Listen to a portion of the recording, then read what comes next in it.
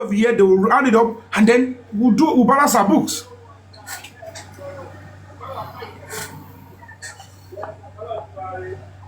Yeah, come here.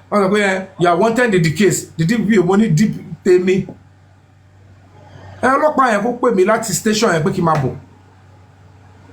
Ṣùgbọ́n máa ní nǹkan tó fi hàn ẹ́ tó fi wò pé I have a case to answer.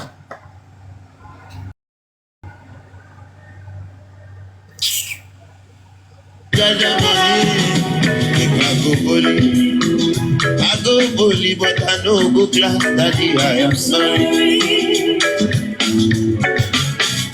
I don't do Yahoo. I don't take one coup. I'm pastor to one who I you. Mommy just dey pray. Daddy just dey pray for me. Make it better for me. Me I no go school. Only thing I fit do is to be a Jew. This kind of life will die on me. And you don't know you want me love. Yes, you baby. Oh,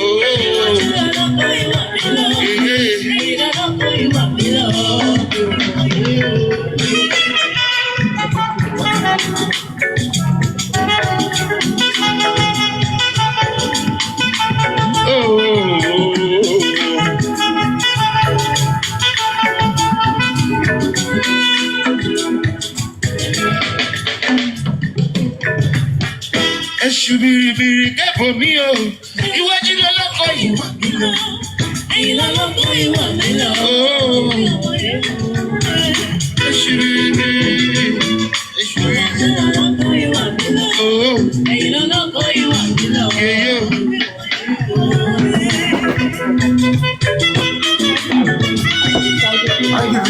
Please double click. Don't forget to double tap and share because this is important. It's important that we strengthen this particular stuff. Hello, Mr. Yomi. You know, we just have to understand Hello, that. Mr. Yomi. Hello, Mr. Yomi. And most of the problems you see me get Mr. involved with, Yomi. and even if I try to Hello, avoid Yomi. it, at the early stage, It's very embarrassing. while I will keep struggling to say, okay, don't look like I'm one-sided. Let me go here, let me go Mr. here. Yomi, can you If hear me? want to fear Abukulomi, I will stay away. That's me. Hello, Yomi, can you hear me? Anybody. Let's come together and let's finish this talk. So, Tabafa Bukulomi, I'll go. Mr. Yomi, can you hear me? Hello. Tabafa I'll stay. Hello. Oh, sorry, my volume was down. I'm muted here. Who muted me? Can you hear me? Yes. What do you mean? Can you hear me too? Can you hear me? I can hear you. Okay, let's Mr. Yomi. let them say. Can we hear you? What? Because you're talking about donation. The money I send to you is not for donation, Mr. Yomi. When I want to donate for you, I donate before for you on Rock Life Studio International. Okay, man. But this one, I ask you, can I send money for transportation? I ask you before I send that money. And you say yes. That's why I send the money to you. It's not donation. Oh no, it cannot like just To donation, I donate for Rockland Studio International. That's a couple of months ago. You said you sent to Rockland for Break the Silence. Break the Silence. I sent to Osunsiabi. I saw the receipt. The donation. I'm talking about the donation I sent to you couple of months. Ago. Because now you're telling me on send owo, everything is about money. Kito send them mo bere lowo Yomi. Me, mommy, we got to get it wrong. Nobody is saying you didn't send the money. Number one, but sorry. But I saw a receipt on the blog. Nobody sent the receipt to me. Go to your bank. No, The please. receipt is there. Am I bother me, ma? I'm not. Me, or won't share. I don't want it to become unnecessary. No, it's you. You still making it necessary. No, Well, okay, ma. long so now. The reason, am I bother me? Check for me. Now 30 cents the síbẹ̀. Mo sọ ní pé number one, time tí owó yẹn wá, or maybe time to send it, it's almost going to be a so abirole Nigeria be from that. Check get to me. So time, number one, time here. There's no way I will even Timari alert go or Timari evidence. People here send the way send the receipt here. There's no way I will call the bank to ask did this money enter? Can they confirm it? Secondly, anything send the receipt to see. One send the see me or who not to send. And as at that time, Motideko, Moti Padabogon. I don't have your number. I don't have your contact. So send it. So anything send it. Let me actually John shaking him send it. See, me send it. Well, mommy, you did yours with plain mind. Because you appreciate it. To buy the cocoa, so all me no. Check what me. That is how that money will be useful. Now that what we're going on, putting that money on the spotlight. When I said me, tira lot. Toward that people do you pay. Your miss about money is lying. Everybody attack him Milano is uncalled for.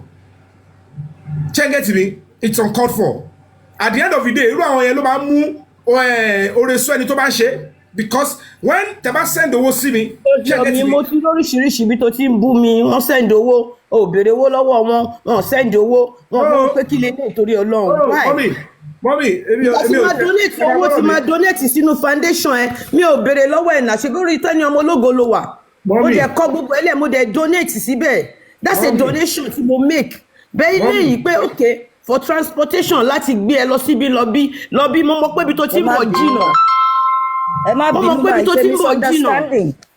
Mommy, Baba, the point is when they brought out the money issue, ní time tó mú wá sí ó yẹ kẹ́ mọ̀ pé wọ́n fẹ́ fi kó ẹ̀rẹ̀ bá mi ni. Tẹ́ bá sọ pé mọ̀ tó ṣe ń bẹ̀ yẹn, then you're not trying. We're trying to look at it. Like I said to the president, I'm going to be sending the money back on Monday morning. I should send it to me this Saturday. Bank Okishi Saturday.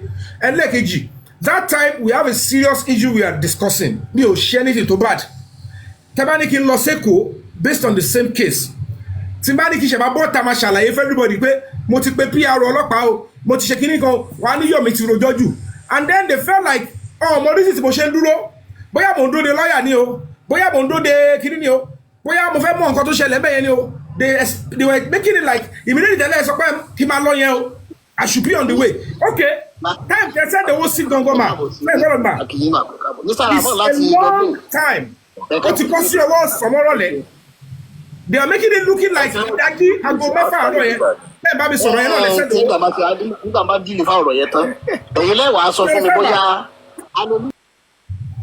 Ṣé ti get ẹ̀ ma? Which is quite absurd. Gbogbo nǹkan bẹ́ẹ̀ yẹn ọkọ̀ fẹ́ fi bàyàn lórúkọ jẹ́ ni. Because mo ti sá fún gbogbo anything bí ọ̀rọ̀ owó whoever wants to support bringing it up at that time was not for any other purpose. Asking me ṣe owó abẹ́rẹ́ send the receipt sí mi. Time we send owó sí even tí bá máa pe báńkì gan báńkì ti close.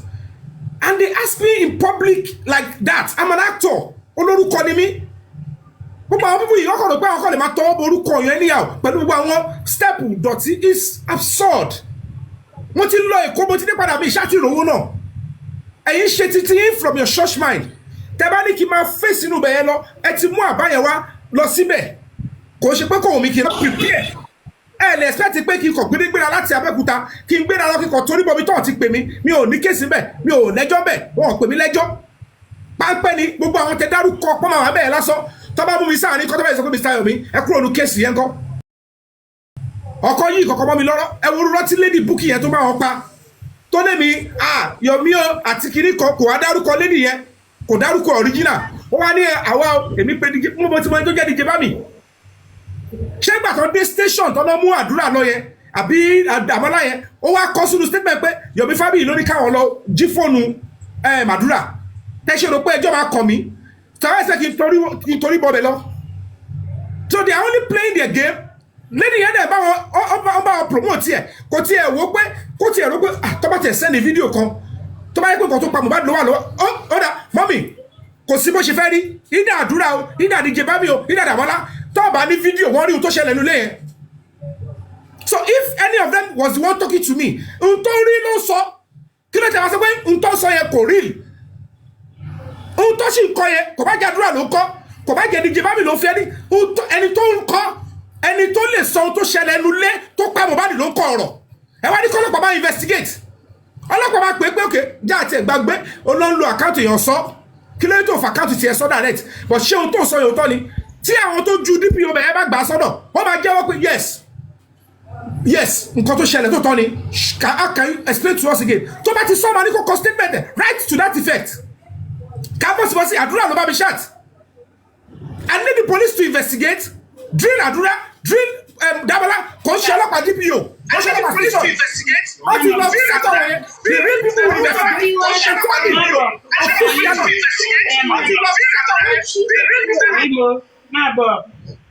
Bye. Mr. Shalobo àbí kí ni ultimate. Lọ́ máa sọ pé òkè èmi ń ṣèbí tí mo bá láìfù dé èmi ò ní jókòó sórí social media kí n máa gbọ́ pé èèyàn kan débẹ̀ tí ó ṣe ọlọ́pàá. It's not an official statement. Ọlọ́pàá máa dín náà pé ń bọ̀ láwọn sọ pé Damola ló jí fóònù. Ibo làwọn ti sọ officially pé wọ́n impersonate. Ẹ̀yin lẹ́ sọ lórí social media. Wọ́n lè máa sọ̀rọ̀ lórí social media. Tábà ti kúrò lórí social media ti fẹ́ ṣe nǹkan pẹ̀lú justice for Mohbad. I must follow the law.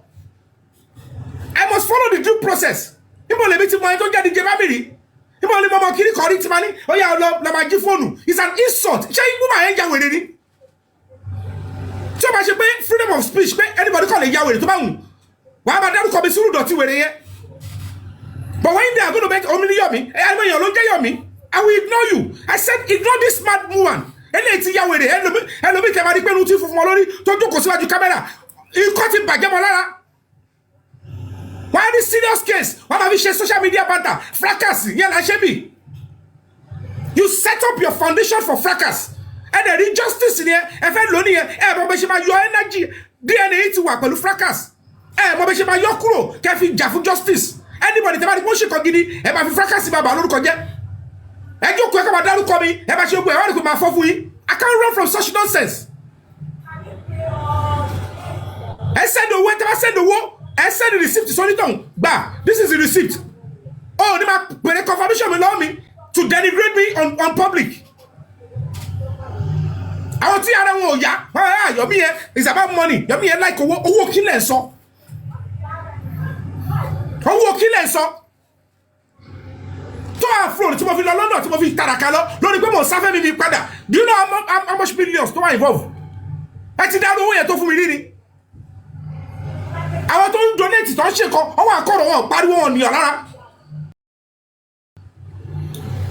Ẹ wo ìsọ tiẹ̀ àwọn gbogbo yẹn pé ẹ̀ẹ́dẹ̀ fẹ́ ló ìsọ. Àwọn tí ò tóbi lọ́jọ́ orí ẹ máa wọ pé kí lè fi bẹ́tà mi náà. Àrùn ẹ lọ is an insult. Bọ́dá Yomi. Tó dẹ̀ sọ yẹ kí n kò bẹ́ẹ̀ lọ piu. Mi ní prepare okay.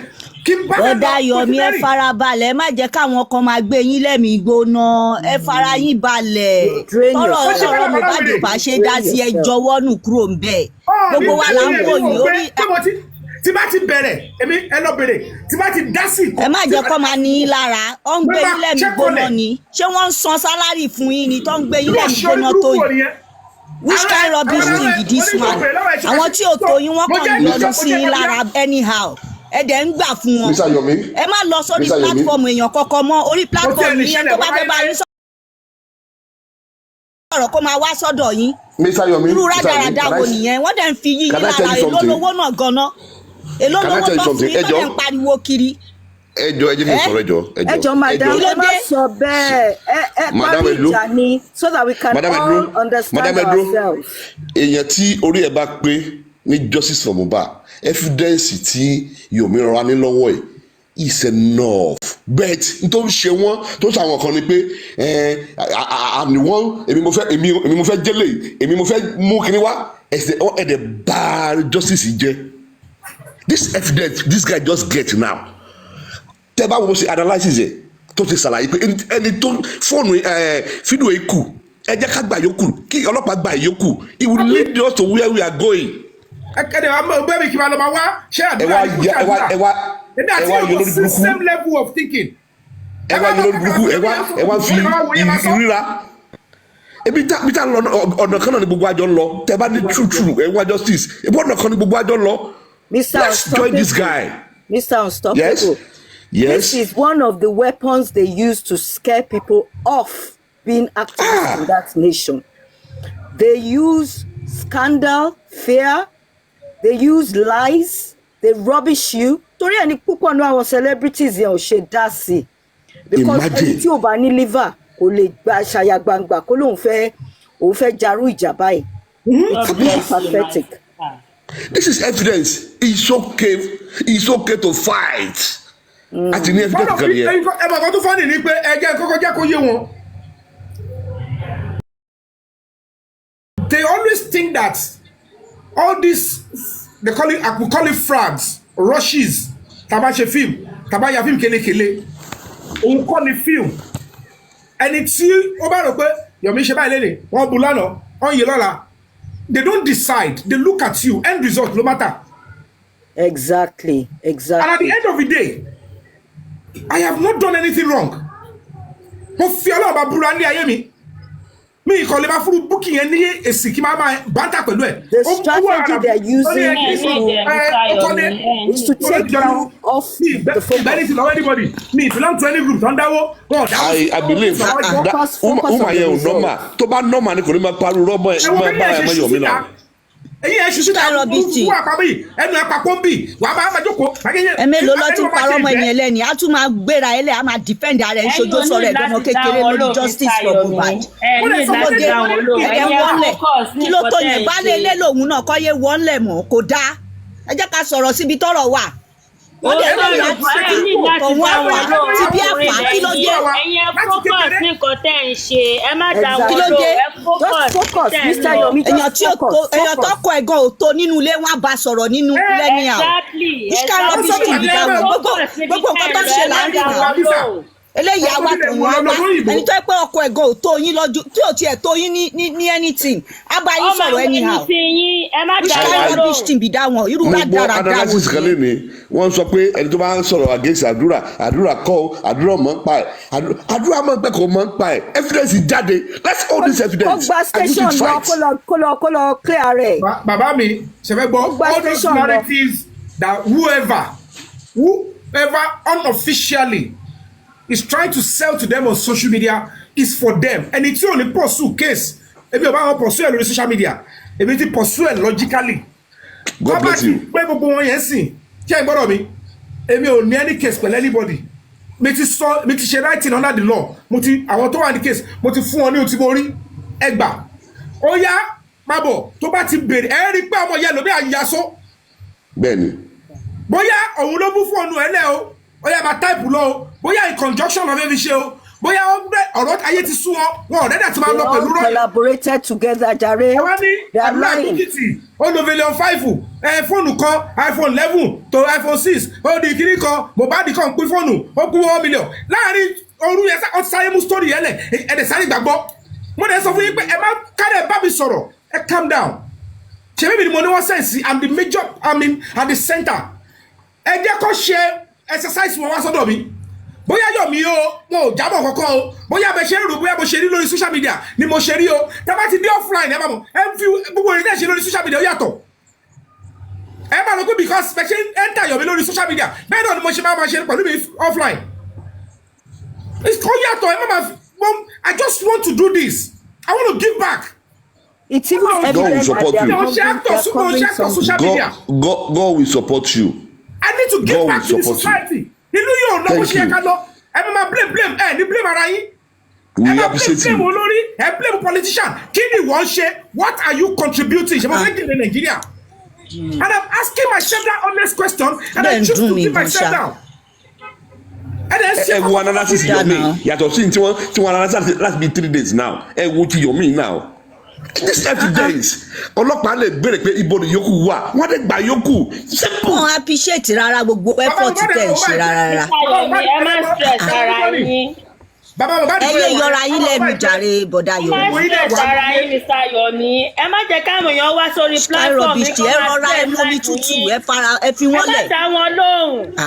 Ẹ̀yin focus ní nǹkan tẹ̀ ń ṣe ẹ má dá anybody lóhùn. Mr. Yomi, ẹ má jẹ́ káwọn ibi máa wá ní ẹ calm down ẹ relax. Kọ́gbọ̀nà police station lọ tó bá mọ̀ pé àwọn ń wá nǹkan kan èwo ni. Ọ̀hún lè jókòó sí ààrẹ àwọn kan náà wá justice for Mohbad. Sky rubbish team be that one. Irú rádaràda wo ló fi ń yí yín yẹn? Ẹ wo tí mo lọ sí Kúlánà ẹni lọ bí station mo gbọ́dọ̀ bigger place lọ it's same Lagos. Ẹ ṣì farabalẹ̀ ẹ wo gbogbo effort tí mo ṣe tí bàbá post ẹ̀ ń kọ́ gbogbo ẹ̀ lẹ́fẹ̀ẹ́ kí n máa gbé síta. The PR said Mr. Yomi don't mo ń bọ̀. Ṣé jẹ́ gbé wọn tó máa rán káàkiri àbórí wọn pé lọ́rọ̀ wọn. Ọba ṣe ń rán bàbá oníbàbá ń ṣe ọkọ balẹ̀lẹ̀ kan lélẹ̀ tó ń ránṣẹ́ tó ń dààmú ẹ̀ tó bá tún ṣe wá ní kò ṣe tó. Which kind rubbish thing be that one? Ẹ jẹ́ ká sọ̀rọ̀ síbi tọ́rọ̀ wà náà. Owó náà lọ bẹ́ẹ̀ ni nígbà yẹn sọ pé àwọn kan léwu kiri lọ́ fi kíní lẹ̀ wọ́n ní rọ́ ló ń pa wọ́n ló ti kówó lọ. Mr. Yomi ṣé ẹ̀yin gangan ni wọ́n ń bá sọ̀ direct ní abẹ́lòmíì. Ẹ tiẹ̀ kọ́ ka ilé náà mò ń bọ̀ bẹ́ẹ̀ ẹ kà á fúnra yín. Ẹ kà á àwọn tó ń bí ìtò àwọn mí ò gbọ́ ìbò náà tó wà proud ẹ bá mi translate ẹ fún. Wèrè wo ni. Ẹ wò ṣé mo make attempt kó fẹ́ là pé lọ. Ẹ wá wo tọ́lábìlì pé ìjọba ti wà lórí social media àtijọ́ sọ̀rọ̀ bẹ́ẹ̀ then I will be acting like a social media person. Àwọn tó máa bẹ́ẹ̀ lọ. Ẹ kà á gbogbo yẹn ẹ kà á fúnra yín. Kàdé ń fa.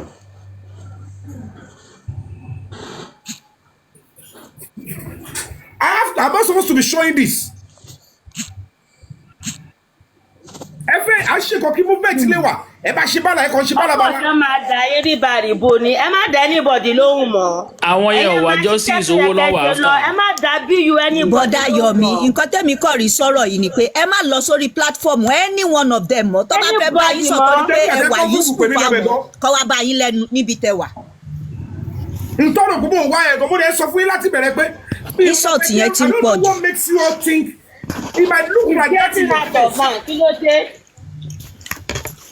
Insult yẹn ti ń pọ̀ jù. Ẹ má dá wọn lóhùn mọ́ bí you anybody ẹ má dá platform anybody mọ́. Ẹ má dá wọn lóhùn mọ́. Ẹ dúró sí platform. Jókòó yín jẹ́ sí àyè yín. Tó bá ní ìdíyà wa bá yín lórí platform yín. Èmi bìí fún pé tí wọ́n sọ ni pé kí gbogbo ẹ̀ máa ṣẹlẹ̀ lórí platform wọn kọ́ máa fi get owó that is what they are after. That abi kind rubbish thing be that one. And then a lot of them wọ́n fẹ́ kí justice yẹn gan end because justice is so a lot of them wọ́n di celebrity ọ̀sán gan. I'm telling you. Ẹ tẹ́ bá rí ọrí celebrity tó bí lórúkọ ẹ̀ tó ń ṣara ilé òfin lórúkọ ẹ ṣì regard ẹ̀ because ara kún laṣọ gbági. Ẹ wo táìmù tó ti ọ̀rọ̀ wẹ̀ kí àwọn ṣe àlàyé débi tó lápẹẹrẹ kọ́kọ́ switch sọ́dọ̀ owó ni gbogbo rẹ̀ sí yọdún sí tẹ bá ṣe bẹ́ẹ̀ lẹ́yìn tẹ bá ti lóòótọ́ ayé mo bá kí ló ń ṣẹlẹ̀ kí ni gbogbo rádaràda ìwọ lọ. Ṣé tẹ bá ti fẹ́ ṣe kó jẹ́ ní ìhó ó ti dẹ́ni àbùkù. 10 million lówó náà ni. Ó sú mi o mi ò mọ ètò fún wọn tó kọ̀ fẹ́ pa bàbá ní bàbá. Mo sá lọ ẹni mi ò sá lọ mo ra tíkẹ́ẹ̀tì ṣáà lọ ni wọ́n fi láti gbé jáde pé tíkẹ́ẹ̀tì tí mo fi lọ ẹ wo bí tíkẹ́ẹ̀tì mo bá lọ London àpadà ti waste kọ́sùmí mọ̀ bóyá máa lọ London in February kò sí pé fẹ́ lọ gan. Ọ̀rọ̀ bóyá ẹjọ́ ògìlọ ni Mr. Yomi ọ̀rọ̀ bóyá ẹjọ́ ògìlọ UK ni. Orí wọn ló ń jà fún wàhálà yẹn ti pọ̀ jù kí ló dé Yomi lọ́rùn níbi Yomi kí ló dé. Ẹ má jẹ́ anybody lóhùn mọ́. Ẹ yà fira yín lọ́kàn balẹ̀. Ẹ má dá wọn lóhùn mọ́. Mo ẹ wo bí I bought tickets worth millions mo gbé Nàìjíríà mo wá court mo gbé lọ́ọ̀yà dìde mo sanwó fún lọ́ọ̀yà a lọ kóòtù a ti lọ kóòtù lánàá báyìí which is Friday mi sọ anything to anybody ni now mo ma share pẹ̀lú yín tó bá di irú ọjọ́ Monday ṣé ẹ gẹ́tì mi kẹ́kọ̀ọ́ lè mọ̀ at the end of the day agbéra pẹ̀lú detective kò sẹ́ni tó mọ̀ pé mo ti wà Nàìjíríà I came to Nigeria since on the 3rd kẹ́nìbọ̀dì tó mọ̀ pé mo wà Nàìjíríà tó wọ bí on the 9th. Nǹkan tẹ́mi kọ́ máa sọ fún ẹ fira yín lọ́kàn balẹ̀. How long will I hide? Ẹ má ẹ̀kọ́ gbé yín lẹ́mìí gbóná. Kò sí ẹni tó bá mi bí tí mo ti lówó people were surprised a kò fèsì àṣẹ lọ ẹ wo gbàgbọ́ owó tí mo ti ná. But I didn't even boast about it or come to talk about it. Mo kàn ṣe lọ. Can I give you a suggestion, Mr. Yomi? Go ahead. Can I give you a suggestion? See, when you ask for donations for your NGO, let everybody just donate into your NGO. in a formal manner.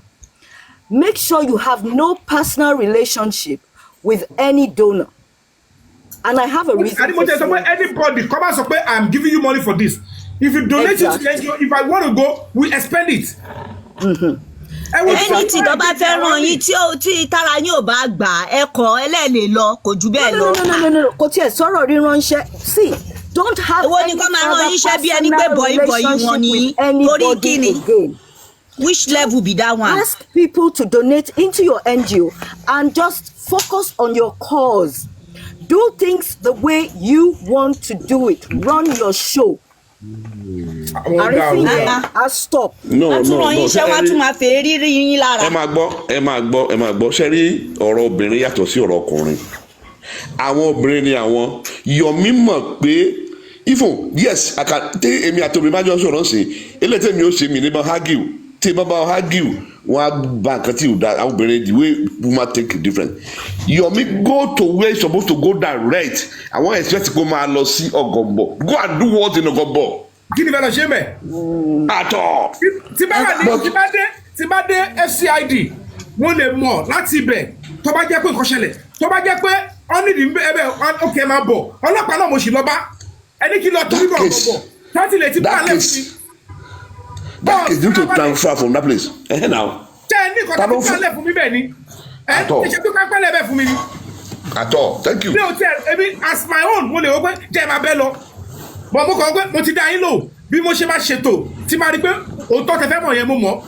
own is to go to the right authority. Confirm what is going on in Ogobo.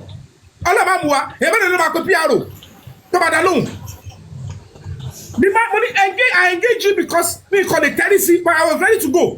Only editor consider. Only don't have vision. Mr. Yomi. Best thing is to go to some place. Because they can control things at that DPO level. That's why they are sending you there. The PRO being team anybody no more PRO Lagos State. Only any DPO, any police station, any in Lagos State. And I went to the Deputy Commissioner of Police, which is the second.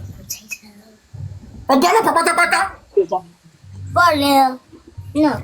And he said, okay, bring the petition. You can put my foot today. To God. I'm cooperating with the police. And you can't mess up the floor? Hey, why would I and I send the receipt. Send the receipt. To the receipt. To know where. I take acknowledge your send the receipt to me. Send anything. You the next thing, I show me. To the baby lobby. And the kid call lobby. Or the book. And that's all kí ló kọ́ mi pé gbogbo àwọn ọ̀rọ̀ wẹ̀lẹ̀ ṣé bẹ́ẹ̀ náà bẹ́ẹ̀ lọ pọ́nlọ́ bí ṣe wá kú tó ní torí àtijọ́ ẹtí ló kú yẹ máa sọ̀rọ̀ lórí social media kò sí bóyá ìfẹ́ rí náà nínú justice for Mohbad ẹ wo gbogbo ọpọlọ tí mo ti gbélẹ̀ pẹ̀lẹ́ ìtẹnu pé ẹ mọ̀rọ̀ sọ ẹ quiet ó sì jìnnà síra wọn tẹ bá yẹ ká fi gbéraga kú ó jìnnà bí wèrè bí ìwèrè sọ̀rọ̀ sílẹ̀ ni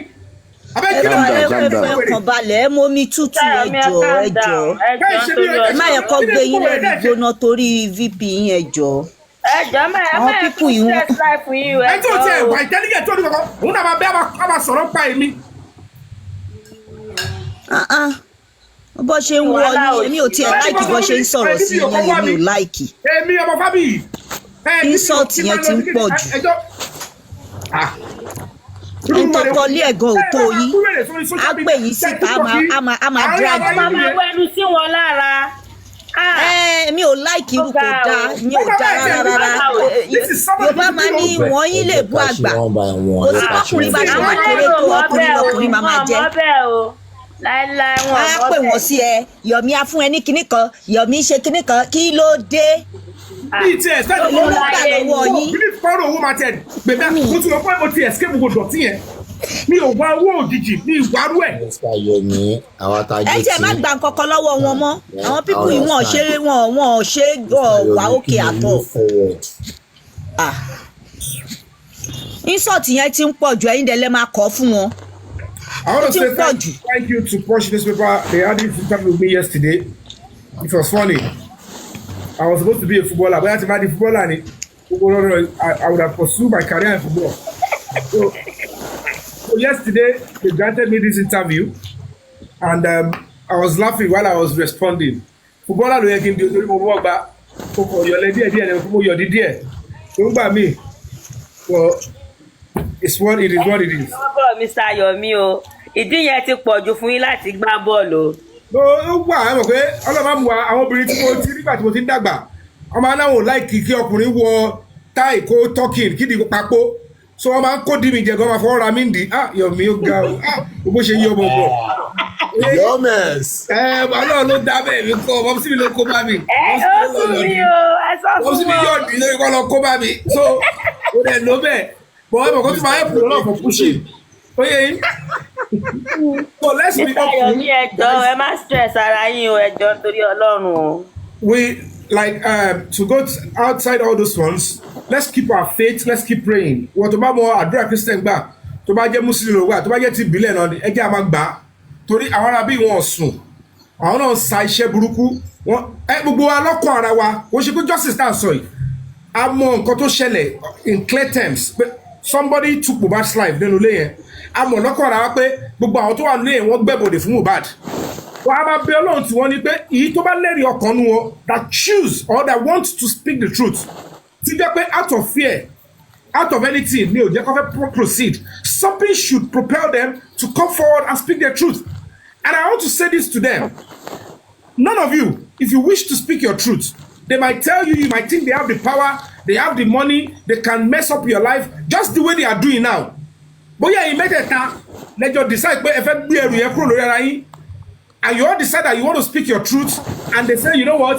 ẹ jẹ́ àdúrà kúrò ẹ jẹ́ ká sọ pé ta ló type ẹni tó type yẹn òun lè fẹ́ yílé lórí or whatever it is that you're doing guys àdúrà I know the spirit and the blood of your brother ìsìn ni mo ṣe mọ̀ pé you want to come out láti joy something because tá a bá rí nǹkan we know clearly that there was a time you were in court àdúrà they didn't allow you to speak your truth I know so don't worry gradually you will be set free trust me the bigger police they will stand by you if you see that tó bá ti ṣe station tẹ́ bá ti ń dẹ́rìwẹ̀ tó ti dé party they are not after you they speak your truth there but make sure ask one of the officers if they can get in touch with me you will be protected.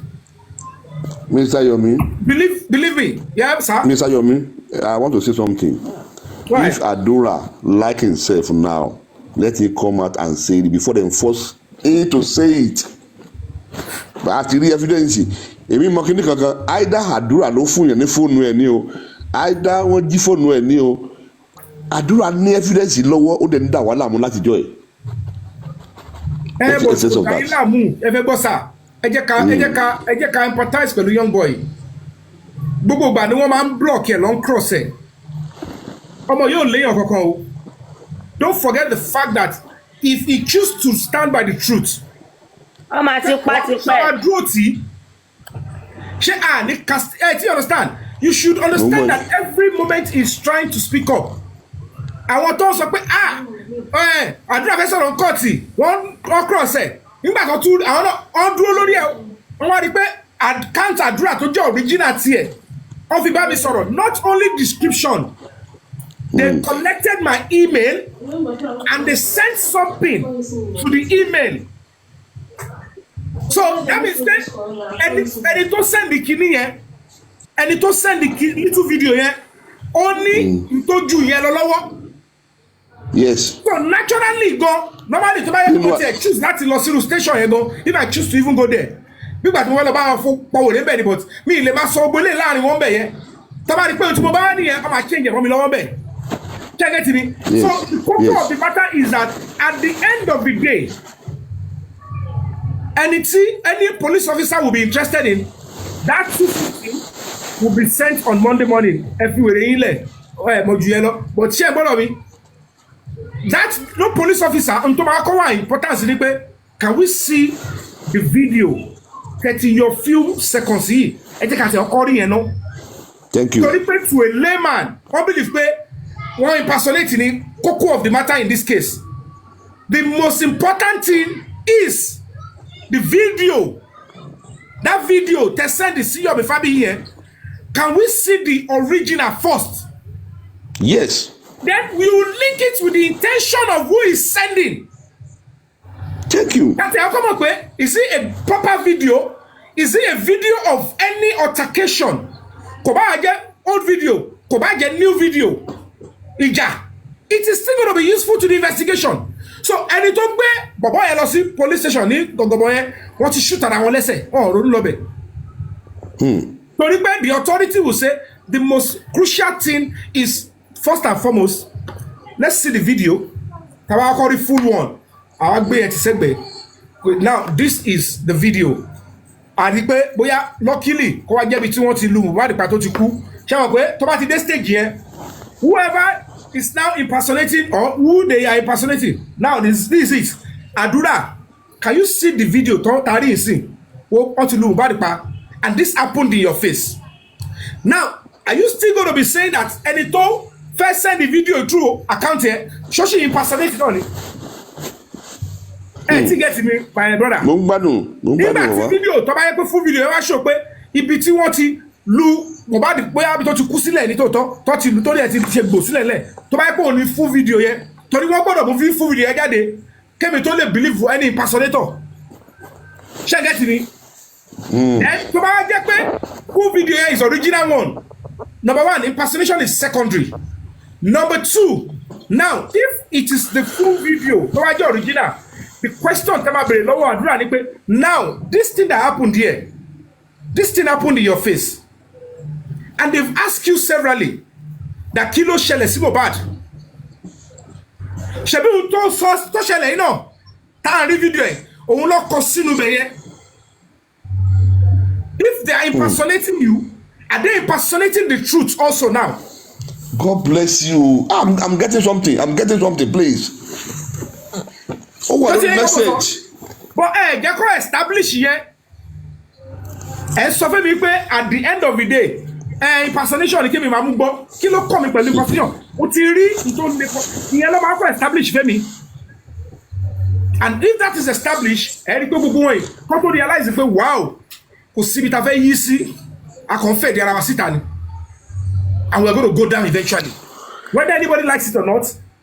Lápá ìtọ́ yìí ṣe lọ yìí gbogbo tí ń jẹ́ tọ́lọ́run ẹ bá wà surprise gan journey to justice from Mohbad might even start with taking those boys. Because whether they like it or not, whether they like it or not, those three guys saw what happened in that house. Yes. So whether the impersonator is speaking the truth, the core of the matter is whether it was Hadura or it's in the impersonator, they are both speaking the truth and what happened to Mohbad. So the police must get Hadura and the purported impersonator. Tí àwọn ọ̀gá ọlọ́pàá bá máa fi tẹ̀ wọ́n méjì tó bá máa go through proper police investigation. You see that the Hadura will say confirm that èmi ni mo sọ tòótọ́ tó bá dẹ̀ ti confirm pé òun ni that is his truth. Tó bá jẹ́ pé impersonator ni tí impersonator bá ti confirm pé òun ni tó dẹ̀ lead wọn ẹ̀rí pé òótọ́ yẹn náà ó tún máa padà jáde. Máa jáde náà. Because kò ń ṣe ohun tí ò ṣẹlẹ̀ ni impersonator Hadura sọ. And that is my own concern, and that is why I quickly write time to move you competition. Mr. Yomi. Yeah, they don't. That is what they don't want to come to light at this point. See, our host one yẹn irú host tó fò jáde níjẹta tó sọ pé kò sí nǹkan tó jọ. Where you were sending your message to yourself. She's working for a paymaster that she's not aware is using her to prolong the case for that paymaster's own personal benefit. You are very correct, but partially. You are correct as I give that clap. Come on, tell me call Rimbe. What did it pay? Ìlara yẹn àfẹ̀mí yẹn ó wà lára ẹni. Yes, and they're using that. That is somewhere. Ìjọba wo tí a tún jáde wá sọ́ọ̀sì ló fẹ́ mọ ó máa jáde wá sọ́ọ̀sì. So naturally ó wò pé lẹ́mi use the pattern of kini for Yomi gbogbo ọmọ tó sọ Yomi ló pe ní kini kan ló sẹ́ẹ̀lì sí ilé ẹjẹ́ bá mi. Tí mi ò rí tí mi ò mọ̀ ní. mo dẹ̀ ti gbéra mo ṣáà ti lọ sọ́dọ̀ ọlọ́pàá sí ẹ kọ́ wá sọ bíi tèmi àti dìgé bá mi kọ́ kọ́lọ̀ bá rí dìgé bá mi evidence dìgé bá mi anything. Sorry, there's another point that I want to raise. We're just saying that Hadura doesn't want to talk. That guy must be going through a lot of torture mentally. He wants to talk. But you know what they've done? They've kept him under the guide of King White. Hello? King White, he goes all over the place with him. I'm sure his phone is bugged. So they don't want to give him any opportunity to lose guard. And that is why that King White, he did one live today. You could tell with his body language that he's so pained that you petitioned Hadura.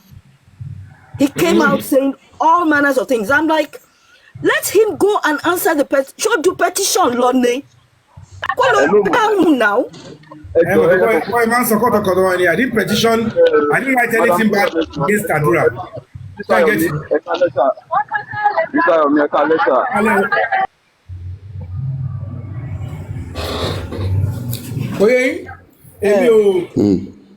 That's it.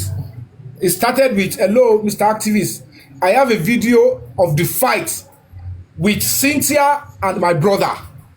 Thank you. Carry on. Continue.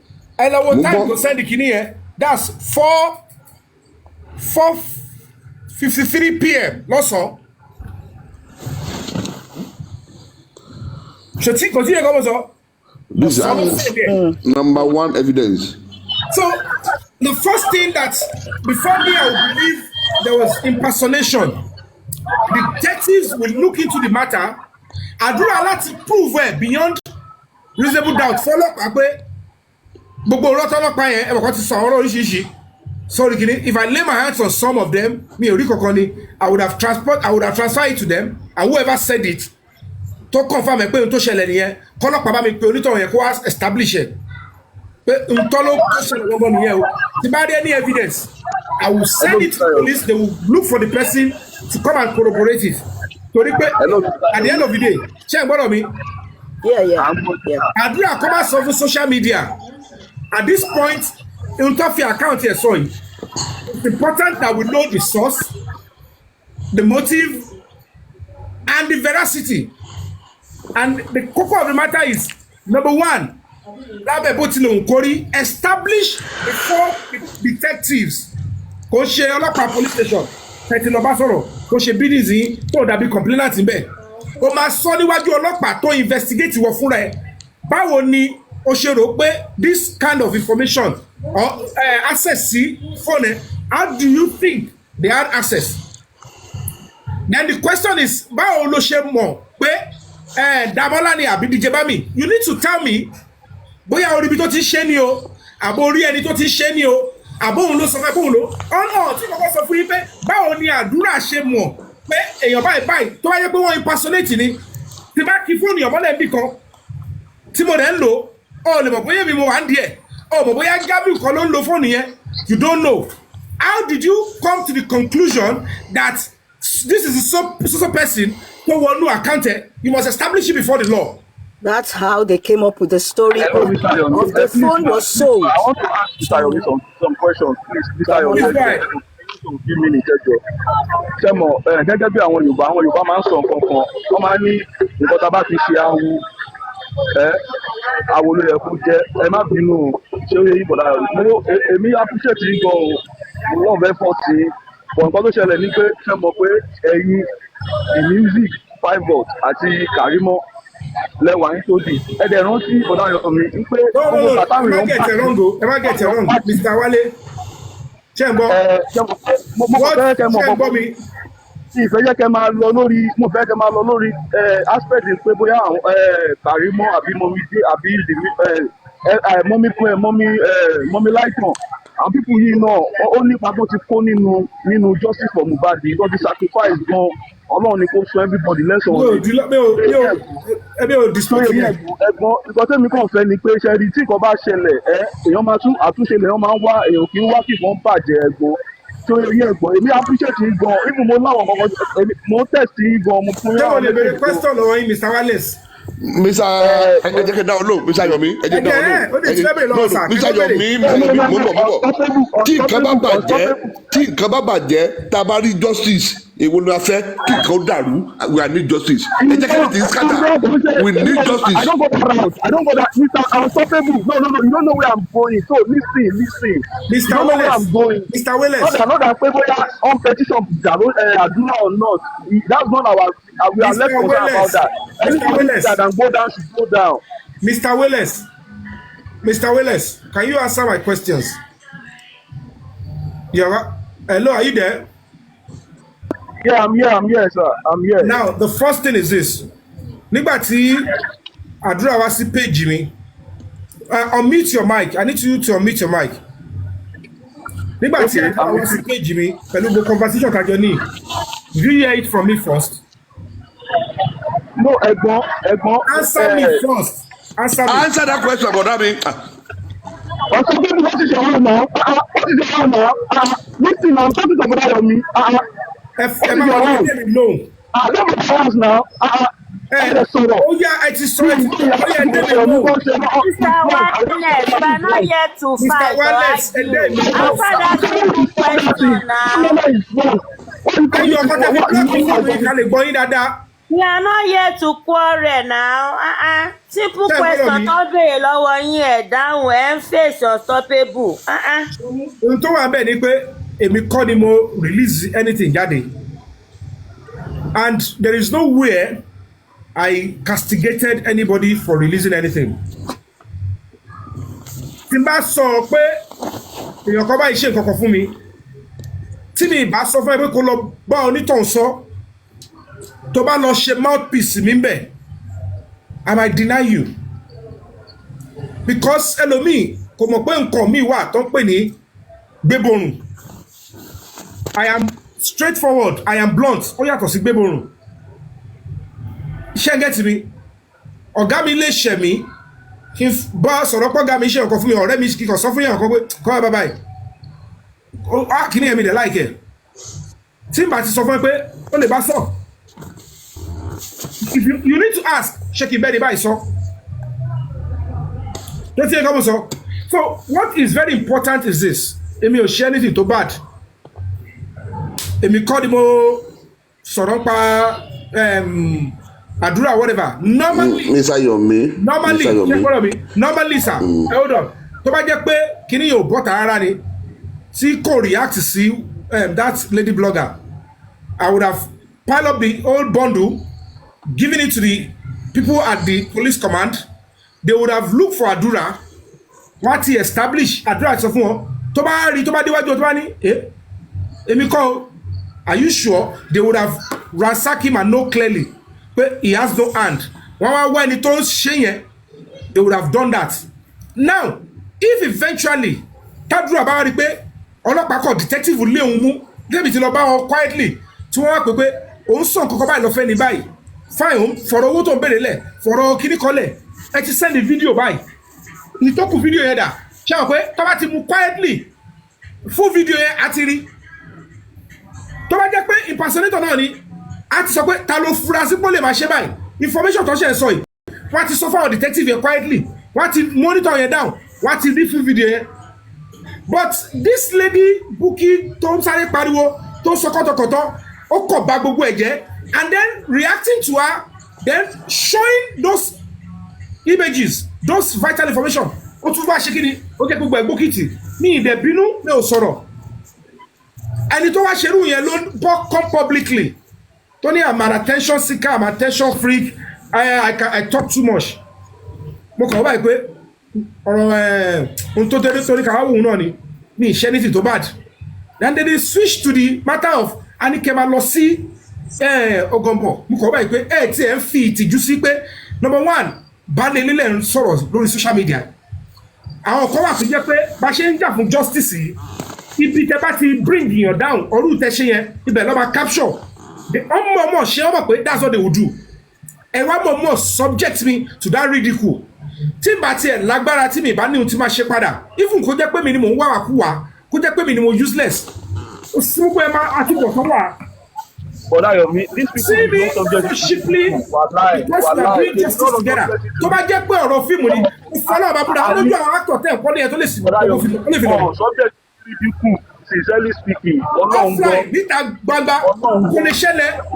But Yomi tẹ́ mọ̀ pé olórí ayé gangan ó bó yàtọ̀ síra wọn. Mo wà ní live lálẹ́ ọjọ́ yẹn nígbà tí mọ̀mí tó jáde tó ń sọ̀rọ̀ but kí mọ̀mí tó jáde wá I think she message you nípa ọ̀rọ̀ tí BJ. Willis, you need to calm down. When you say come and send me pé so person is on live kí n máa bọ̀ ń bẹ̀ lóru ṣé mi wà ní live ni. No. Let me explain to you.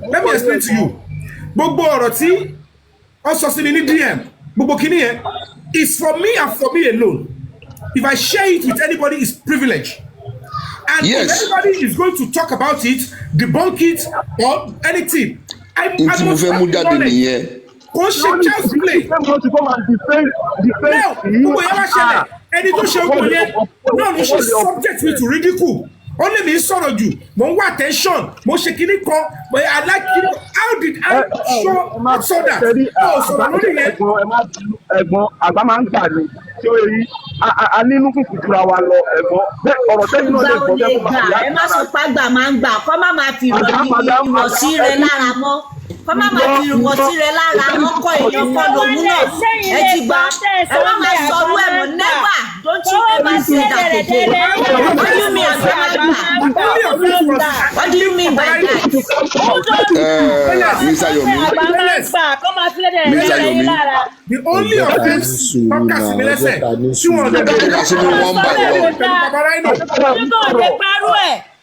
Are you with me, Willis? Paparazzi, everybody, whether we like it or not, is fighting for justice too. Tó bá ní problem pẹ̀lú any blogger or any platform kan, I'm not going to be looking into that. Mi ìmọ̀ gbàkànjà ẹni yẹn sọ pé ó ti bú mi rí. Báwo ni ẹ ṣe máa tún rò pé owó ni mò ń wá lọ́sọ̀dọ̀ ẹni tó ti bú mi? This same place wọ́n fowó lọ́ mi mo ní mi ò fẹ́. It is same on the same paparazzi. A sick woman was saying Yomi is after money. Imagine. How would that kind of a person?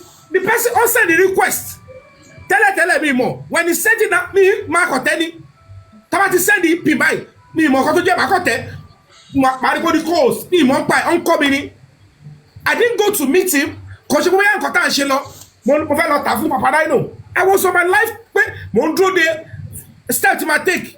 Kim Mobile from Pantio. Mumanosio Gombo. I was on standby. Mo tún show for ayepe. Mo ti rubadi sẹ́yìn. Mo ti dé gáràjì kò sí mọ́tò lọ́wọ́ mi mo ti lọ gáràjì tó bá yẹ pé mi lọ gáràjì yẹn kí nǹkan tó bá wà ní ayé mi kí n má rí and these people came on social media and they are messing around with money I said the 250 and they fi ń bọ orúkọ ṣé ẹ fẹ́ jèrè àwọn ọmọ tẹ̀bí this is nonsense. Mr. Calm down. Mr. Wallet.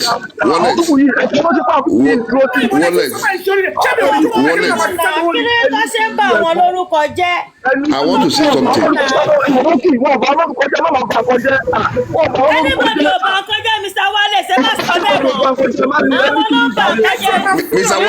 Mr. Wallet.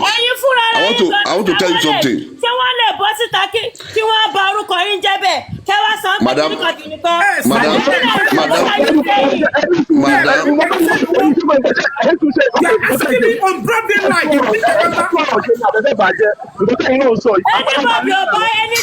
Mr.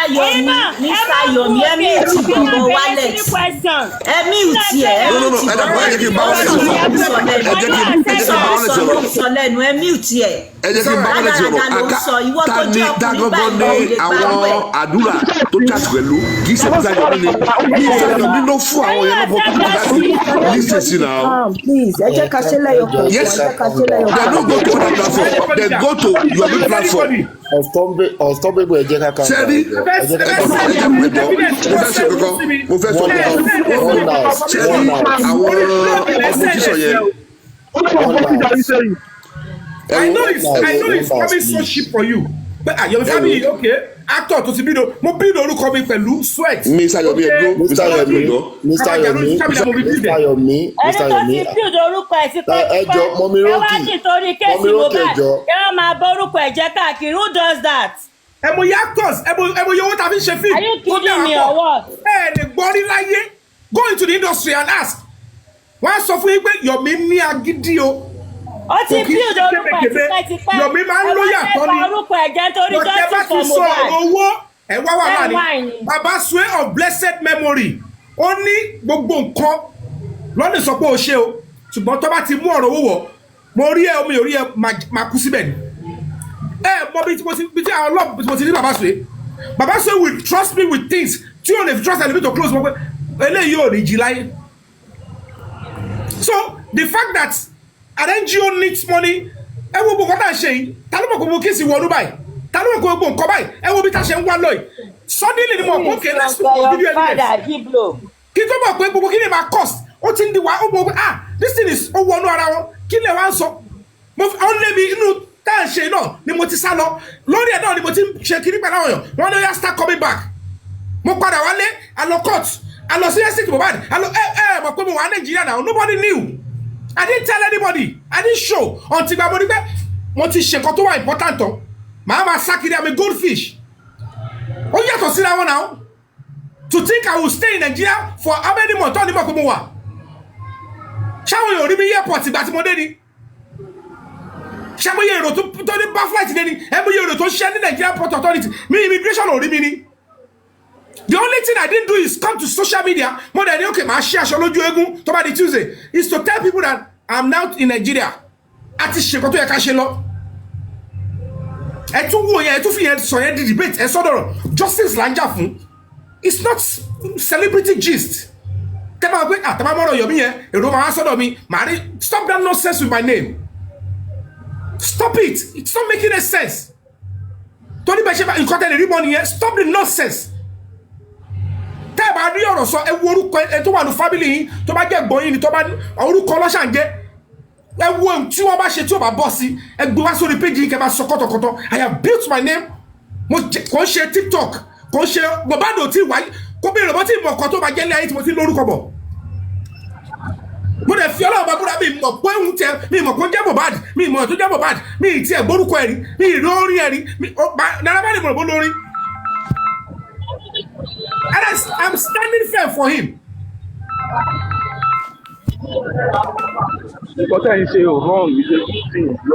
Ìṣẹ́ ní tuntun bá láti gẹ̀ta ẹ̀ farabalẹ̀ kẹ́ fún mi ní benefit of the doubt. Àbíamọ́ máa ń ní sùúrù ni. Ọmọ ọlọ́mọ lẹ́nu. Ẹ ṣe máa rò pé lórí ẹ ti sẹ́nu owó ẹbí yẹn ló pa mí. Mo fẹ́ kó tún ìfìyẹ́ sápò. Àwọn ọ̀dọ́ tí mo lè. Owó yẹn ẹ mẹ́nu kò bí owó yẹn ẹ má máa sọ̀rọ̀ pé owó yẹn kí ó yẹ kí ó má dàbí pé ẹ má sọ̀rọ̀. Tọ́ba ti gé mi ò ní láti sanwó fún anybody kan tó gbé picture mi àti fídíò mi káàkiri. Tọ́ba ti ní justice èròjà yìí. Ẹ ṣe rí nígbà tí everybody ń bà tí àmọ́ àwọn tó dúró tí àmọ́ àwọn tó dúró àmọ́ àwọn àtà dúró nígbà tó ń bà tí káàkiri yẹ́rà ń dẹ̀ sẹ́rí àwọn kan wà tẹ́ pé wọ́n gbà sí ìgbà tó tó dúró lé wọn dúró. Nígbà tí wọ́n bá ṣì mí lánàá náà nígbà tí wọ́n bá ṣì mí lánàá ṣe wá tí wàá join wọn bá ṣì mí tó bá ti join wọn lánàá yìí kẹ́ tó yẹ kó mọ́. I'm scamming everything not that gbogbo ba I'm just scamming everything ẹ̀gbọ́n nígbà tí gbogbo yín jọ ní ẹ̀jẹ̀ wà ń sáàkù ẹnìkan tó báyìí yìí. My brother. ẹ̀ ń sọ̀rọ̀ out of black app ẹ̀ ń sọ̀rọ̀ gbogbo yín sọ̀rọ̀ out of black app ni. My brother Wellness, the way the money was asked, I was asked about the money yesterday. Don't bu abukulumi abi obu abukulumi. If you are an honest person. Ẹ̀gbọ́n, that money part. Don't bu abukulumi abi ko bu abukulumi. Ẹ̀gbọ́n, ẹ jẹ́ ká lo diplomacy fi diplomacy. Mr. Wallace, ṣé anybody or anybody jà lórí platform yìí is asking you a very simple question. nǹkan tó ṣẹlẹ̀ lánàá.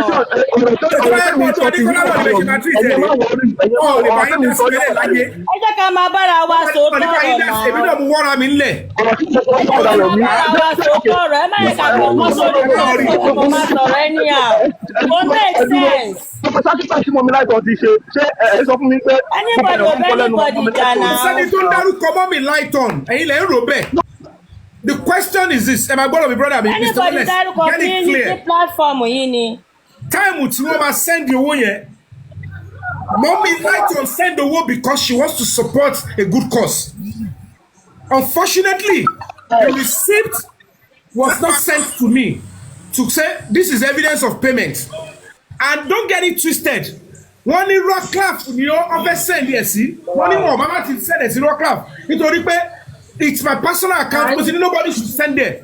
However, aláàtò wọlé sórí Rockcliffe òun ò ń retí títí lady fi bọ́ sórí page orí online gbogbo ayé tó fi bèrè owó yẹn lọ́wọ́ mi kò ever sọ fún mi pé wọ́n ti padà send ẹ̀ sí break the silence wọ́n send the receipt sí mi wọ́n dẹ̀ bóyá ò ní lọ́wọ́ bóyá wọn ò ní lọ́wọ́ wọ́n fún mi ní miss láti mọ̀ bóyá owó wọlé àti òbí wọlé and in my honesty I said Yori, I became a subject of ridicule. And then bímọ ti yí. Ẹ fẹ́ bọ́ Ọlọ́run ní ìpò ẹ̀. Yomi, I want your money back. Adding up. The machine sọ̀rọ̀ yìí, I have no means to know whether the money is in or not. Until gbà tí mo rí receipt yẹn, mo wá wọ báyìí pé ẹ wo actor ni mí, àgbàlagbà ni mí, I'm somebody's father. Tẹ bá fẹ́ show fún mi pé send owó, ṣebí you are supposed to send it to me. But to ridicule me, you put it on a blogger ó yẹ wo ṣẹ́nipa send owó sí kí lẹ̀ ń ṣe ṣé ẹ̀ ń sọ pé mo ń parọ́ pé ẹ̀ send owó àbí tẹ bá send ẹ̀ máa ní ìrọ́lẹ̀ pa ni nígbà tẹ bá ní evidence yìí lọ́wọ́ àbẹ́ ti ṣe evidence ẹ̀ sí mi tó ṣòpò owó lọ mo ń dìnnà ẹ̀ náà mo fẹ́ jẹ 250 nítorí pé ẹ̀rọ pé is on black app kò sẹ́ni tẹ́ lè bo àbùkù lù ẹ̀ máa rubbish ẹ̀ máa drag ẹ̀ ẹ̀ ṣe wò pé kẹ́ lo miss yẹn gbogbo nǹkan ló lérè tí ó bá wá nílẹ̀ àwa lọ́la ẹ gbàgbé ọ̀rọ̀ pé we are all together it's pure no gbogbo etí tó ti gbọ́ irọ́ lọ tó ti gbọ́ ìdọ̀tí lọ tó judge láì establish the truth bó ṣe máa ṣèdájọ́ lórí àwọn ọmọ yín níbi tó bá ti ní àpẹẹrẹ nìyẹn ó máa ṣẹlẹ̀ àdàbí tó bá yẹ pé mo fi ojú mi rí alert àbí mo rí receipt pé wọ́n send owó sí mi mo dẹ̀ ti gbéra lọ Èkó on the same course tí n bá lọ sí police station tó le ju yẹn ni mo lọ tó bá jẹ́ pé lóòótọ́ wọ́n mú àdúrà kan àbọ̀mú kiri kan èmi tí mo lọ síbẹ̀ yẹn tó bá jẹ́ pé ọlọ́pàá máa nídìí kí n dúró wọn á lókè wait wọ́n á pé ọ̀gọ̀bọ̀ ó yá ṣọ́ṣẹlẹ̀ ó yá bring kiri kan wọ́n máa sọ fún mi láti bẹ̀ má dẹ̀ sọ fún ipò tọ́ ni ẹni dandan mo gbọ́dọ̀ dé ọ̀gọ̀bọ̀ ṣẹ́dẹ̀ kan pẹ́lẹ̀ fún mi bẹ̀ ni. ẹ̀gbọ́n. báwo ọmọ yìí bó ṣe máa dé kọ́pẹ́ kúlẹ̀ fún wọn nìyẹn o. irú tẹ ṣe fún mi pẹ̀lú orúkọ mi àti ìdákùn mi láì ṣe yìí láì ròyìn mo fi ọlọ́ọ̀bá búra wọn tó ní ilẹ̀ àfi tó bá jẹ́ pé inú méjì ni mo lò adífun ni kò sí ní nìyẹn o àfi sí Mr. Yomi, I cannot even fight on it. Mr. Yomi, You cannot be given to your country. Wọ́n bá yín ṣe justice ní ọmọ báyìí bẹ̀rẹ̀ sí ṣe. Ayé fẹ́ máa ṣe lọ́sẹ̀. ẹjọ́ ta ni dára sí i tó wá lo fake account tó ń sọ rubbish lórí platform yìí now. It's What nonsense is that? àìlè sọ̀rọ̀ ìbẹ̀rẹ̀ orí burúkú ni o. tó bá dá ẹ lójú gbé account ẹ̀ jáde now tó wá lo fake account wá sọ rubbish lórí platform yìí. Don't drop anybody lẹ̀. olórí burúkú làwọn. ẹ̀yin ò ní kó fọwọ́ sẹ́nu ni ẹ̀yin ò ní kó tọwọ́ bẹnu ó sọ̀rọ̀ ni ó tọwọ́ bẹnu ni ó sọ̀rọ̀. ẹ̀gbọ́n jáde sí ìbọ̀lẹ̀. ó tọwọ́ bẹnu ni ó sọ̀rọ̀ ó sọ̀rọ̀. wọ́n ti jábọ́lẹ̀ wèrè ni ó wá lo fake account. tẹ́ ẹ bá ti dára yín lójú ẹ̀ kàn wá máa tẹ́ ẹ bá ti dára yín lójú use your real account. kálẹ̀ ní kàn yẹn ṣé èèyàn kan wọlé. ó ti bọ́lẹ̀ wèrè ẹ ti bọ́lẹ̀. ẹ wo ẹ máa wo gbogbo wọn ẹrú ni gbogbo wọn 5,000 lówó wọn wọ́n fún wọn ní 2,000 àwọn ẹrú social media àwọn ọmọ àsè àwọn ọmọ ẹrú àwọn ọmọ ẹrú gbẹ́nu ẹ̀dákẹ́jọ ẹrú ní gbogbo ìjọ. ìyàwó ìyá kan ìyàwó ìyá ń bọ́. kàdídà sí mi What is your problem? Wireless, take it easy. I need What to you say now? lórí platform. What she's saying doesn't make sense.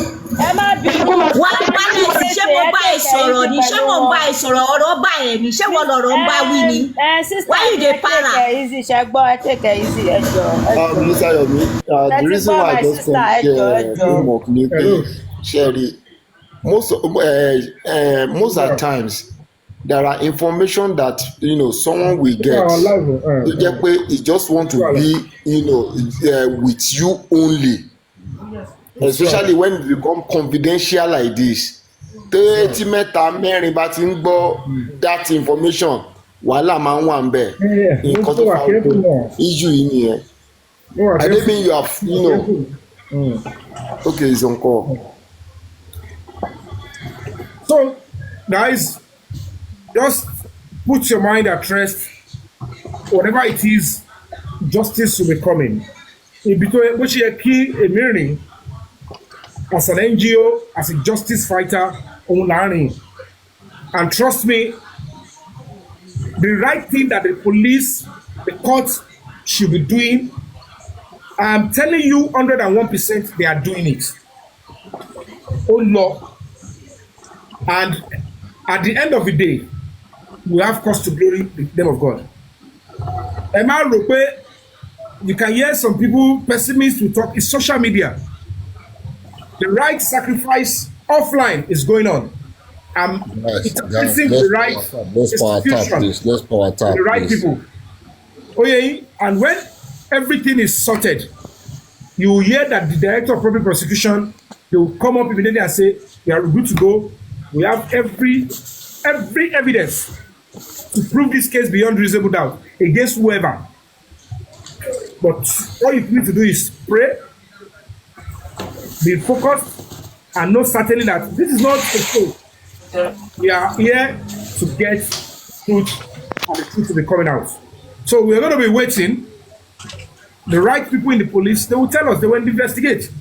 Whether it was Hadura, whether it was an impersonator, and then we want to see the full video. They must get the full video. And only a layman will be looking whether it was an impersonator or not. The Oroteni Eso, show me there, whoever is saying it, then video impersonation or no impersonation is secondary. Only an unintelligent person will be looking at the surface. You look deep and say, okay, how do we establish this case? At the end of the day, somebody number one. Somebody monitor to that. Any to sorrow who are impersonate here. It would be a different ball game if it was a malam.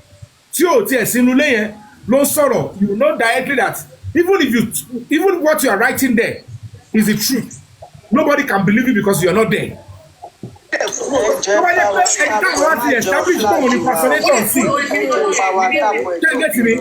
Whoever they now claim is impersonator, any is enough to tell us. We will now go back and the police must establish that thing that you wrote. Forget, let's impersonation or no impersonation. That thing that you wrote, is it a statement of fact or not? Secondly, you want to send the video and see Mr. Yomi. That video, the full one. Can we see the full one? Or not about of Oguri. Or they see one, they change the video more because at 3 seconds, at the middle at the bottom of it. So on they change it, it ties work with them. So what you come around? Or not all it's only 3 seconds. Nítorí ọmọ àgbo fóònù yẹn ọmọ àwọn fídíò yẹn wọ́n á rí i pé wọ́n crop ẹ̀ jáde lára ẹ̀ longer video. Ní àdúrà ni o àbí pàṣípò ni tí o bá ti provide the full video ó máa padà foríko.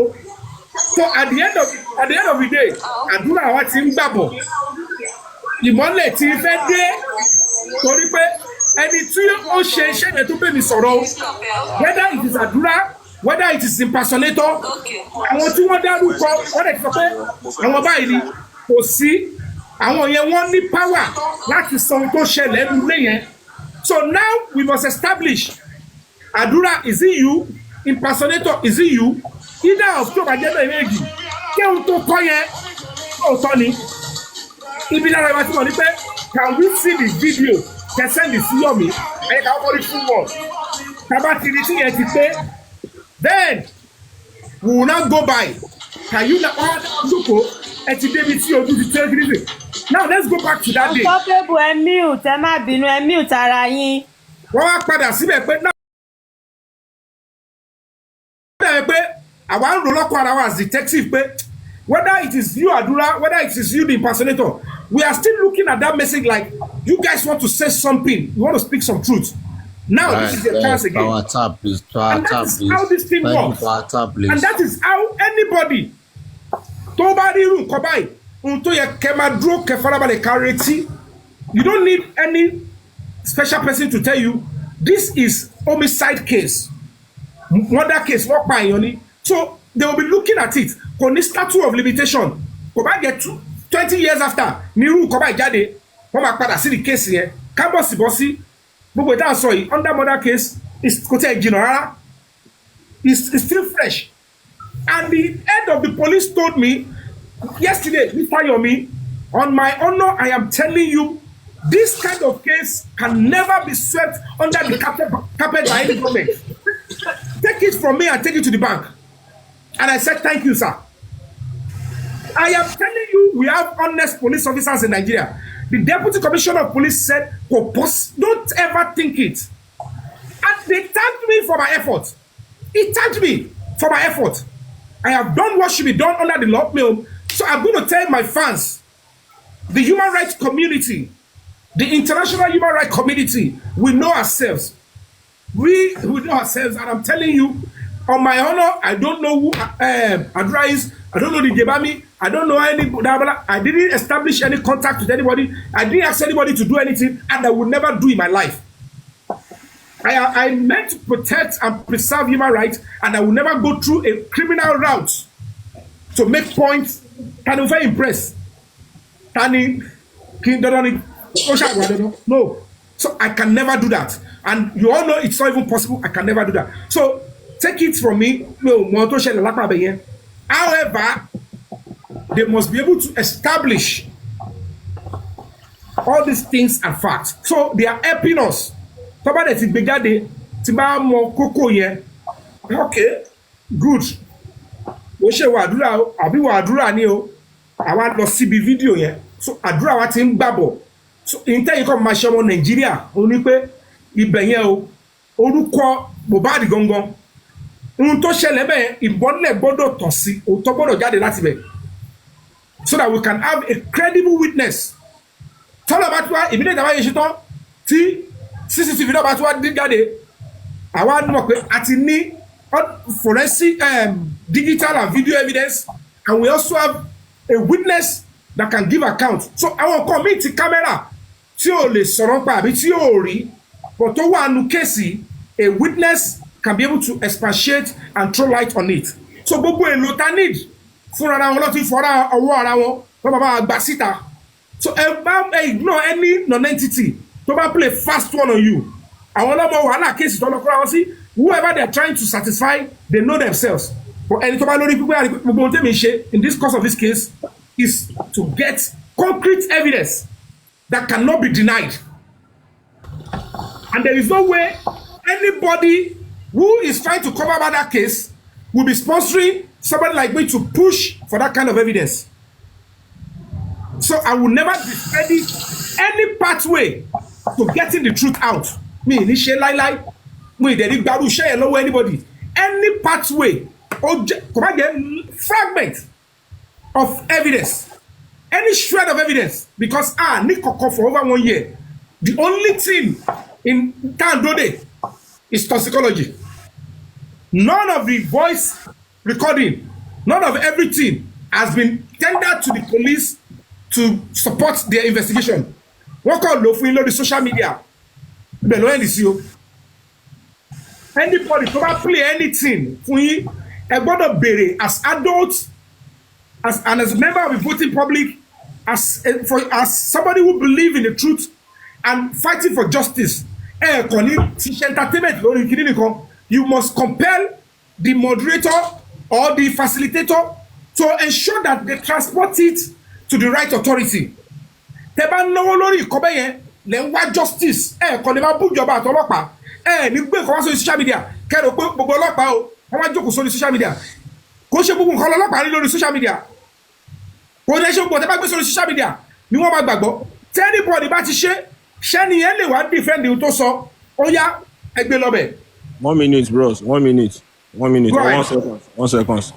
Mo ti ń gbọ́ gbogbo nǹkan tẹ́lẹ̀ ń sọ látẹ̀kan. Thank you very much, we appreciate you and we appreciate your energy and everything. Ẹ ṣé gan.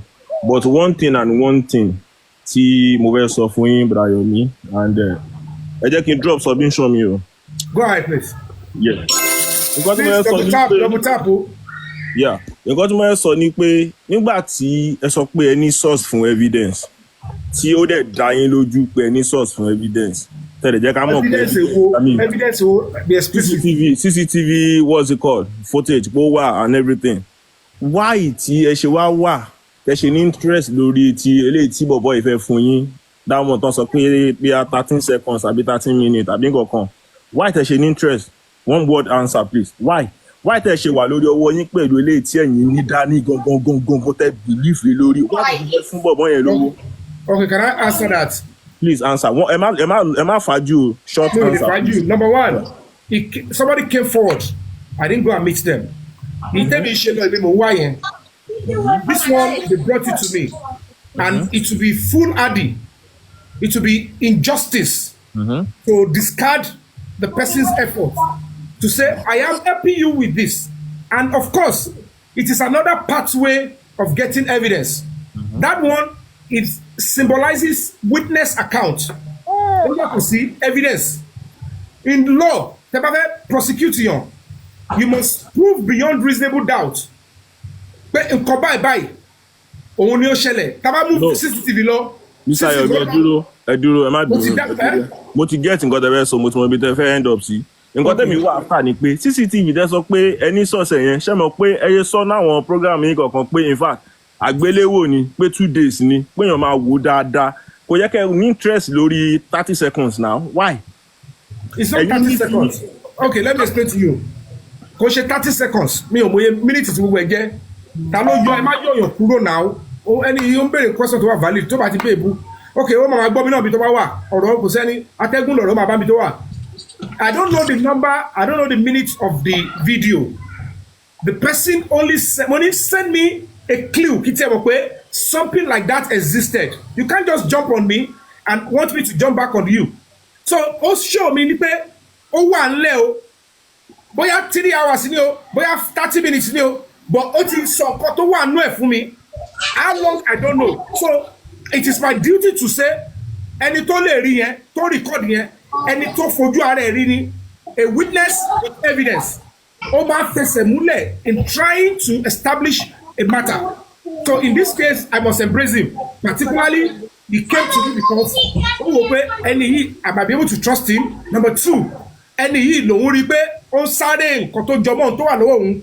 So ẹni tó ń lè bá ṣe nìyẹn. Then ẹni yìí is an activist. Ó gbọ́nú ọ̀rọ̀ mi wípé mo ń respect rights ẹni tó ní CCTV. Because I noticed when the person came forward, he realized that I spoke to an extent money.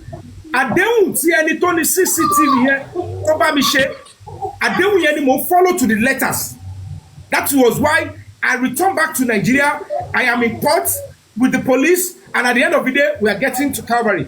So bá a tó ń náà gbọ́ I think it was at that point because mo realize pé báyìí ló ṣe kíní kan ló wò pé kí ló dé tèmi náà bẹ́ẹ̀ ni ṣe àdéhùn tèmi ó dàbẹ̀ ẹni màmá àdéhùn ṣe I respect him ló ṣe ṣe kíni ló ṣe message mi. And I want to believe that is the reason why he tries to trust in me. So if the person is listening to me, I think that is a good one. If you are happy, I don't know whether you are looking for justice or you are looking for ways to cover up what killed the man. But whatever it is, I am a human rights activist. No, there's of anybody there. The only thing NGO mi wá or tó lè ṣiṣẹ́ lórí ẹ̀ is CCTV only. If I see other means, I will still pursue it, provided it will bring clarity to this case and Mohbad will get justice convincingly. So maybe only CCTV lóye kí mójútó. No, if I see other means, I can go for that. Mr. Yomi, ṣé evidence ń pọ̀ jù ni? Ṣé evidence ń pọ̀ jù nítorí Ọlọ́run? Irú àwọn yẹn wo la ní? Irú àwọn yẹn wo ló wà nínú justice yẹn ẹgbàá mi? These people are young guys. Oní náà ti wọlé padà náà, big fish. These people are young guys. Mo wà ń bí báyìí. Evidence yóò pọ̀ jù. Evidence ò pọ̀ jù náà, kọ́tẹ́ mi ẹ̀ka ló ń yọ ọ́, kọ́ máa yọ ọ́, pàtó ti bú èébú. Kò bú èébú náà, ẹ má yọ. These people are young guys. Ọmọ 25 years, ọmọ 20 years. Ẹ lè máa fi wérú ẹtí ọ̀lẹ́ bí lọ́mọ ni. So ìyẹn máa ṣàlàyé fún wọn pé in this kind of a case, ní sọ pé ìṣòro ti rí kan lọ́wọ́. Meanwhile, we are yet to even complete that one. A bird in the hand is of course better than plenty of birds in the bush. Mr. Yomi, àwọn tó ń ṣoògùn fún kó máa da gbogbo àwọn tó ń wájọ́ ológun ẹ̀yẹn try gan o. I'm telling you honestly because èmi ò rò pé ordinary eyes ló ń ṣẹlẹ̀ lọ́wọ́lọ́wọ́ báyìí. Èmi ò ọ̀rọ̀ tí ò tó jà wọ́n á dẹ̀ gbé wọ́n á bẹ̀rẹ̀ sí sọ níjà nísìn kí ni ẹsẹ̀ gangan nísìn tẹ́lẹ̀ bìtú àwọn. Èmi ò rẹ́sẹ̀ kankan bẹ́ẹ̀. Ohun tó ṣẹlẹ̀ gangan ni pé Paparano ti kò lọ engage yẹn ni. Oye kó mo ṣe é ní bad. Paparano gan ó ti bú ẹrí náà ó ti bú Yomi rí ó ti láni Yomi rí. Òótọ́ ọ̀rọ̀ tó wà ń bẹ̀ ṣe fẹ́ gbọ́ òótọ́ ọ̀rọ̀ tó wà ń bẹ̀ mo bóyá ṣẹlẹ̀ ká ló béèrè lọ́wọ́ mi ni wọ́n rò bẹ́ẹ̀ mi mo lọ pé àbí mo ní interest inú ẹ̀ no as a fi ò mọ̀ kọ́ bú mi ẹni tẹ́ sọ ìmí ìrí kọ́ bú mi rí Mr. Yomi wọ́n ṣe tèmi ni òun dẹ̀ ló send the request. Yeah. Give me 1 second. You see, not everybody you have to be explaining things to. Kò sí àjàmá rẹ̀, kò dẹ̀ sí arẹ́májà. Bẹ́ẹ̀ni. You can decide to fight somebody right now and in the next 10 minutes. Yeah, you're very correct, my brother. Parí ìjà. Going to Paparano or going to anywhere, Tomati Bunyori, it is your choice and your decision. Your reason for doing it is best known to you. But I'm gbà bí gbà ọtí yìí, ayé ò lè tó yìí. Àwọn náà sọ pé evidence ò kéré jù. Evidence count. Get read here. The video. No, brother, I don't have to read anything. That's where Wunmi push my brother and he used head knock floor. I don't have to even read it. The thing is, even though for me, if you petition Hadura, right, it's still not bad. Because Tomba invite Hadura, they will question him, and from what I'm so they might see reason to probe further. Nǹkan tó ń bára wọn fà kó létò yìí, ayé ò létò yìí lọ́lọ́run.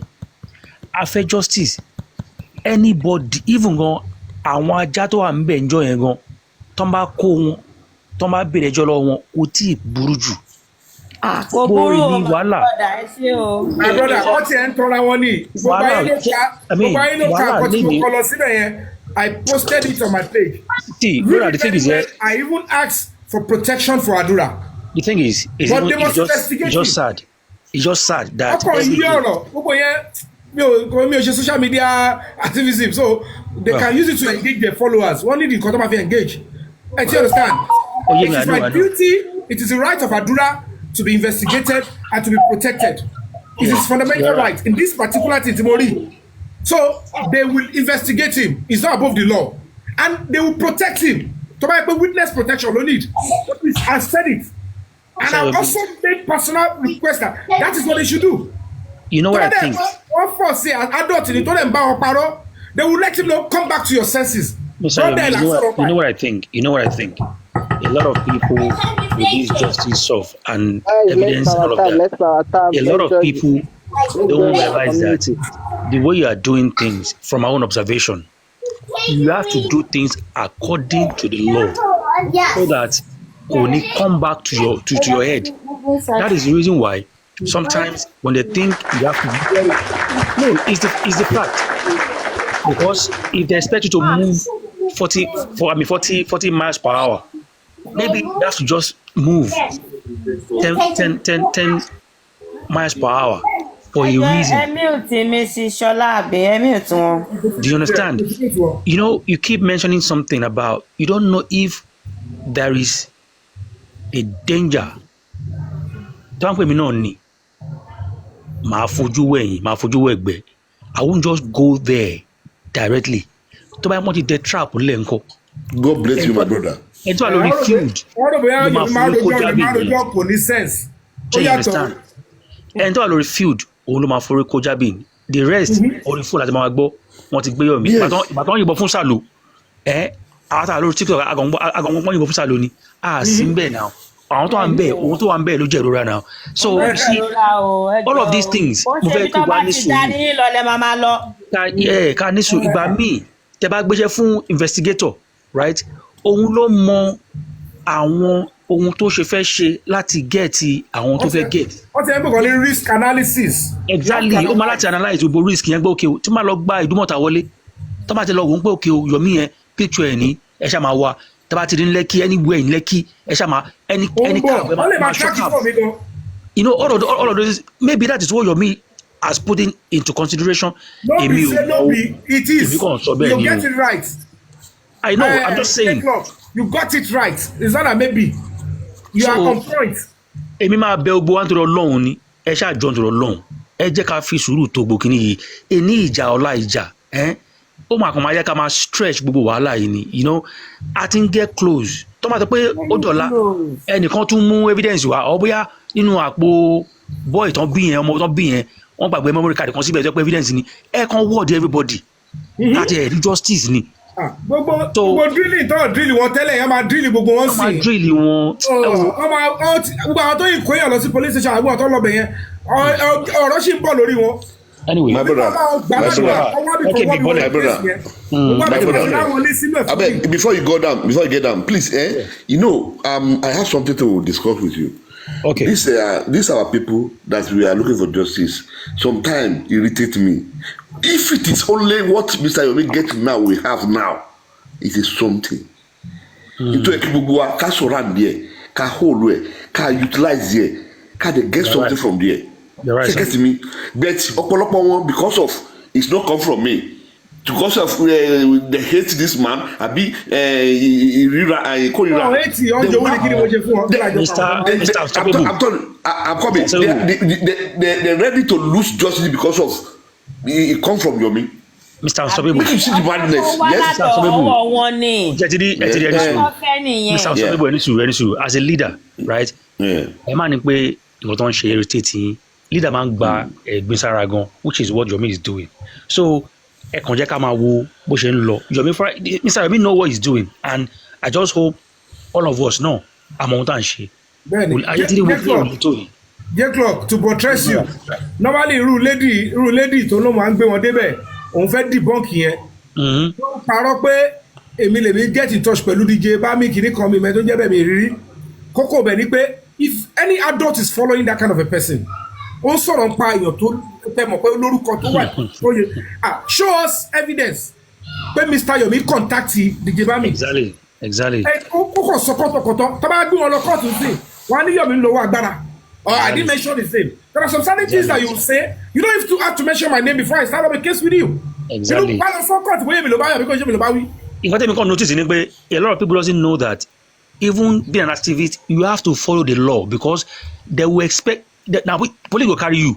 They will talk say there's no excuses from you because as an activist, you know you've gone to the training, you know how to process all this information. So I think our people is lacking that aspect, and I will beg gbogbo eka fi sùúrù sí anybody tó máa ránṣẹ́ in pé òkè lọ́wọ́ mọ́tò Òṣòdì lọ sí Ìyànàpájà ó lè wọ́n pé tó bá tó lọ mú mi bẹ́ẹ̀ ń kọ́ ẹ̀kẹ́ lọ gba mú ṣùgbọ́n as long as ibi tó ń lọ ó máa débẹ̀ eka fi sùúrù sí I beg all of you. ẹni tí ò ní kàn ṣe pẹ̀lú ogun yẹn tó jẹ́ pé ó kàn máa wà stand by corridor ló máa wà wọ́n ti ẹ̀ mọ̀ kó wà wọ́n. I beg us. I'm like about trigger things, you know. It just wala kolobole. God bless all of us. Let me leave you guys. Thank you so much, my brother.